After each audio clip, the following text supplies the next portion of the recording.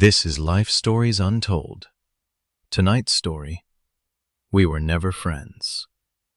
Not every betrayal begins with an argument. Some begin with a smile. The Audi's GPS announces arrival, but Vanessa Park already knows. She's memorized this address from 18 months of seeing it on Christmas cards, birth announcements, and those carefully curated Instagram posts. 2847 Elderwood Lane. The kind of street where lawns are measured with rulers and homeowners associations enforce paint color compliance.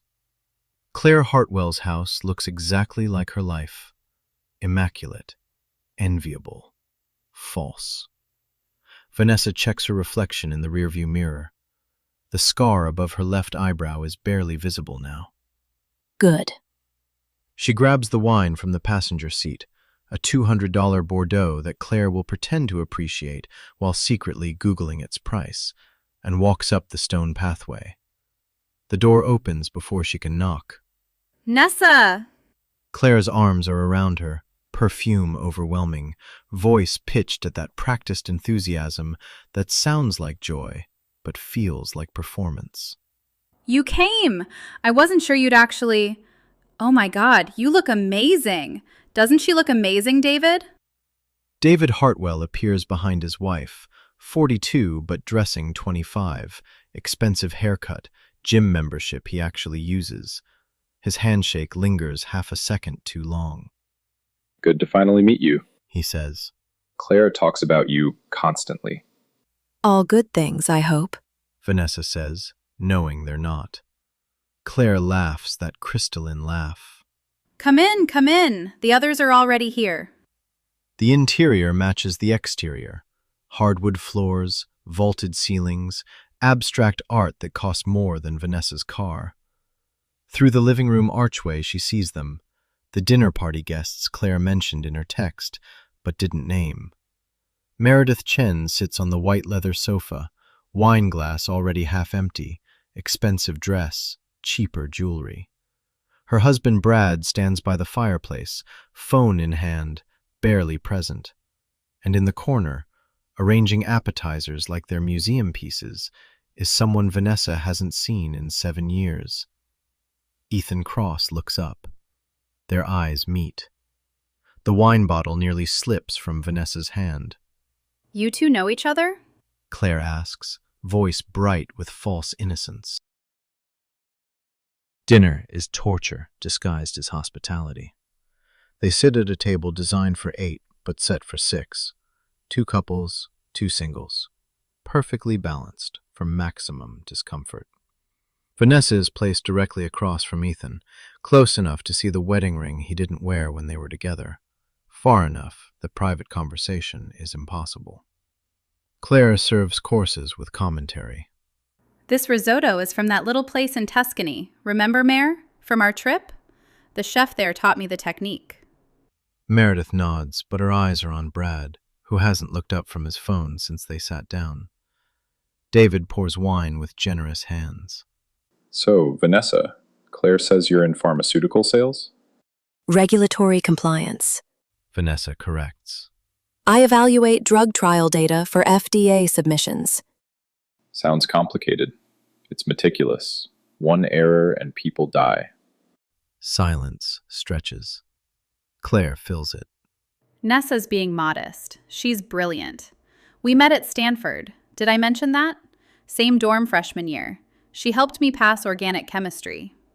You helped yourself. Vanessa says quietly. I just provided the answers. Claire's smile doesn't waver. Ancient history. Ethan, how's the restaurant business? Ethan sets down his fork carefully. Good. We're opening a second location in Portland. We? Vanessa hears herself ask. My partner and I. Business partner. He adds, meeting her gaze. That's wonderful. Claire gushes. You know, Ethan and Nessa actually dated back in... When was it? 2018? 2017. Ethan says. 2016 to early 2018. Vanessa corrects. 16 months. The table goes quiet again. Brad finally looks up from his phone. This is awkward as hell. Brad. Meredith hisses. What is it? Claire invites her college friend and her ex-boyfriend to the same dinner without mentioning it? That's either clueless or cruel. Claire's expression doesn't change, but something flickers behind her eyes. I thought we were all adults. Past is past, right? Right. Vanessa agrees, taking a long drink of wine. Tell me, Claire, how did you even know Ethan? We lost touch after the breakup. Oh, small world coincidence. He catered a company event 6 months ago. We got talking, and when I mentioned you... You mentioned me? Of course. You're one of my oldest friends. I told him we were reconnecting, and he seemed so interested in how you were doing. It felt serendipitous. Vanessa looks at Ethan. Serendipitous. Is that the word you'd use? I'd use surprising, Ethan says carefully. Claire failed to mention you'd be here tonight. Claire laughs. I wanted it to be a surprise. Life's too short for old grudges, don't you think? Meredith drains her wine glass. Can someone pass the bottle? The conversation lurches forward, Claire steering them through safe topics, Brad checking his phone, Meredith drinking steadily, Ethan occasionally glancing at Vanessa like he's trying to decode a message in a language he used to speak fluently. Vanessa plays along, smiles at the right moments, laughs at David's mediocre jokes, compliments the food she can't taste. But she's calculating. Claire didn't invite her here for reconciliation. Claire doesn't do anything without purpose. The question is, what's the purpose? After dinner, Claire announces a house tour. For those who haven't seen it yet. Meaning Vanessa. David stays behind to clean up. Brad excuses himself to take a call. Meredith joins them, unsteady on her heels. The second floor is more of the same. Designer furniture, Instagram-ready aesthetics, the kind of perfection that requires constant maintenance. Claire narrates like a realtor. Guest room, guest bath, David's office. Don't go in there, it's a disaster. And this... She opens double doors with a flourish. ...is the master. The bedroom is vast. King bed, sitting area, French doors leading to a balcony. But what catches Vanessa's attention is the wall. Photographs in matching frames, chronological documentation of Claire and David's relationship. Engagement photos, wedding, honeymoon, anniversary trips. And there, in a silver frame on the nightstand, Claire's college graduation photo. 4 young women in caps and gowns, arms linked, futures ahead of them. Vanessa recognizes them all. Herself, Claire, Meredith, and... That's Jessica Kwan. Vanessa says quietly. Was. Claire corrects. Before the accident. Meredith sits abruptly on the bed. I don't want to talk about Jessica. We never do. Claire says. Maybe that's the problem. Vanessa picks up the frame.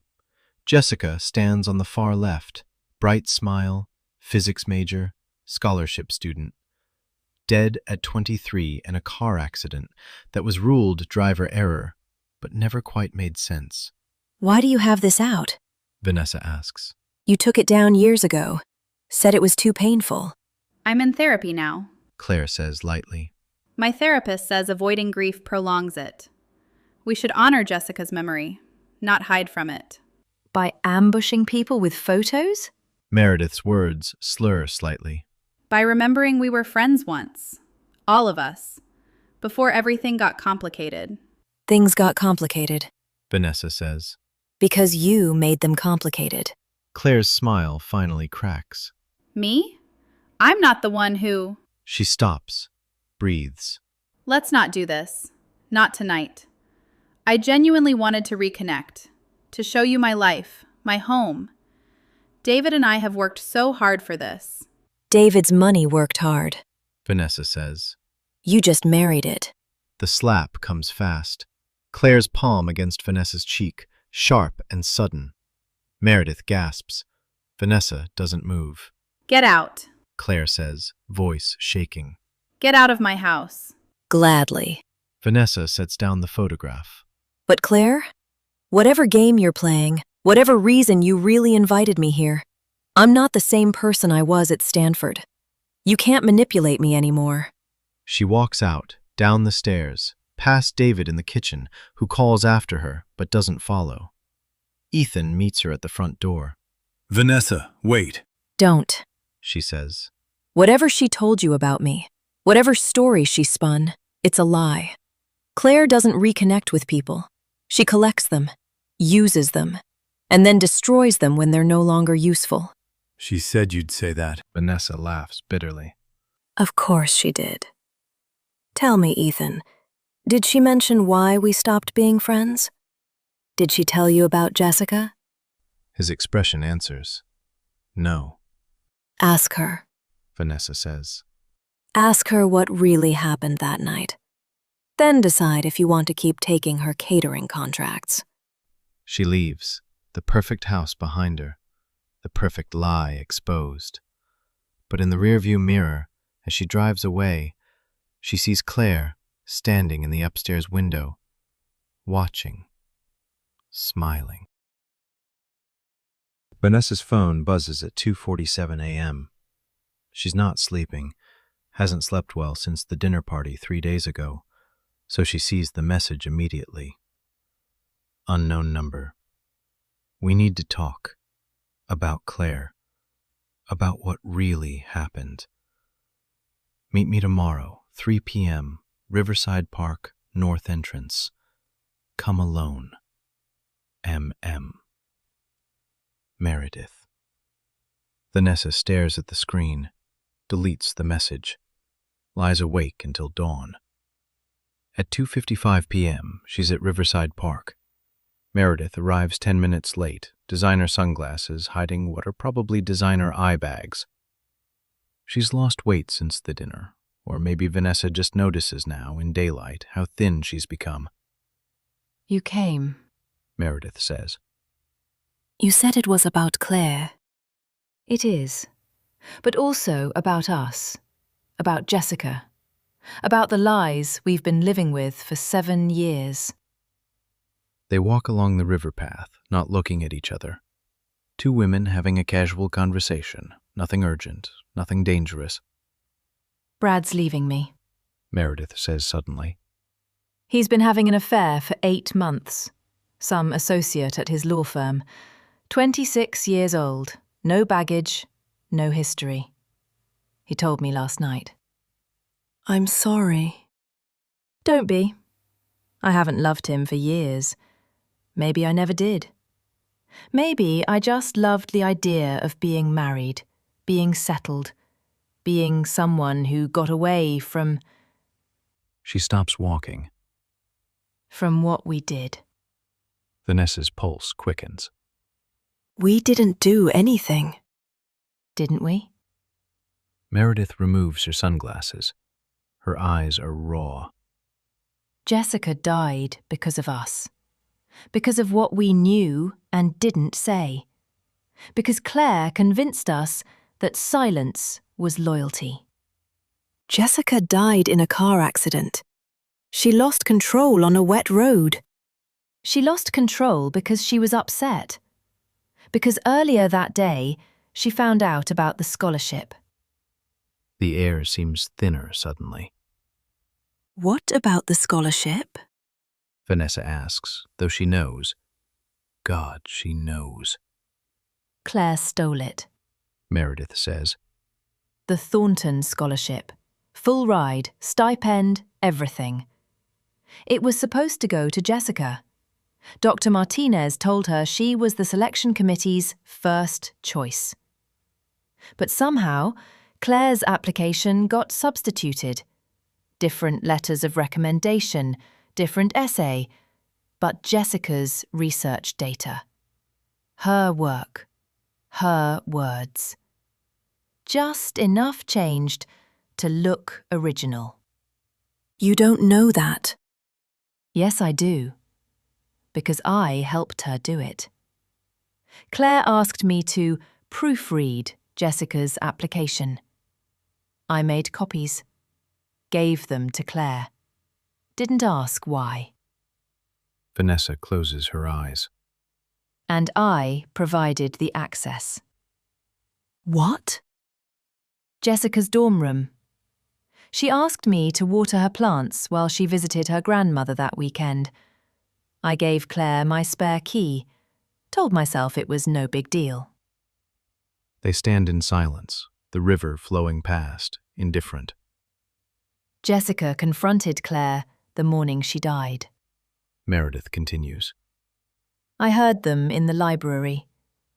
Jessica was crying, saying she had proof, saying she was going to the dean. Claire was calm, told her proof was irrelevant without credibility. Said if Jessica accused her, she'd make sure everyone knew about the answers Jessica bought for the organic chemistry final. Jessica didn't buy answers.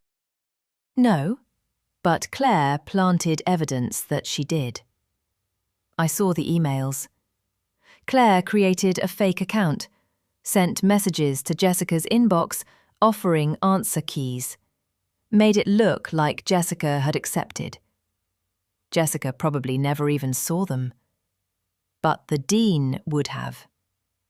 And Jessica's scholarship required maintaining perfect academic integrity. Vanessa feels sick. So Jessica had a choice. Stay quiet about Claire's theft, or get expelled for cheating she didn't do. She chose door number 3.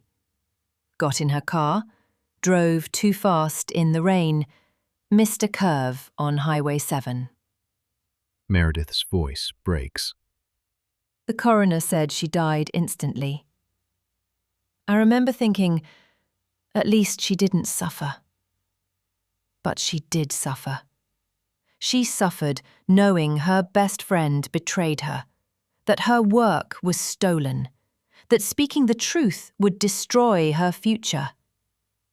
We let that happen. Claire let it happen. We were complicit. We knew something was wrong, and we looked away because looking directly at Claire Hartwell, at what she's capable of, is terrifying. A jogger passes them. They wait until he's out of earshot. Why are you telling me this now? Vanessa asks. Because Claire's doing it again. They move to a bench overlooking the water. Meredith pulls out her phone, opens photos. 3 weeks ago, Claire invited me to lunch. Said she was worried about me, noticed I seemed stressed. I was. Brad's affair, money problems, the usual suburban nightmare. She listened, sympathized. Then she offered to help. Meredith shows Vanessa a screenshot, an email from Hartwell Development Group to Meredith Chen, offering a consulting position. 6-month contract, $150,000, benefits included. David's company. Vanessa says. Except David didn't send this. I thanked him at the dinner party, remember? He had no idea what I was talking about. The offer is real. HR confirmed it. But David never approved it. Claire set it up using his email access. Why would she? Because it makes me dependent on her. Obligated. And obligation to Claire is dangerous. Meredith scrolls to another screenshot, a news article from 2 months ago. Ethan's business partner, James Moreno. He withdrew from their Portland expansion, sold his shares, left the partnership. Happened right after Ethan started taking Claire's catering contracts. Vanessa reads the article. James Moreno cited personal reasons and creative differences, but the timeline is suspicious. Ethan and James had been partners for 6 years. You think Claire engineered the split? I think Claire doesn't do anything without calculating return on investment. She gets close to people, learns their vulnerabilities, then exploits them. And now she's got Ethan isolated, his business struggling, dependent on her contracts to stay afloat. That still doesn't explain why she invited me to dinner. Meredith puts away her phone. That's the part that scared me enough to reach out. After you left the party, after you and Claire fought, she came back downstairs.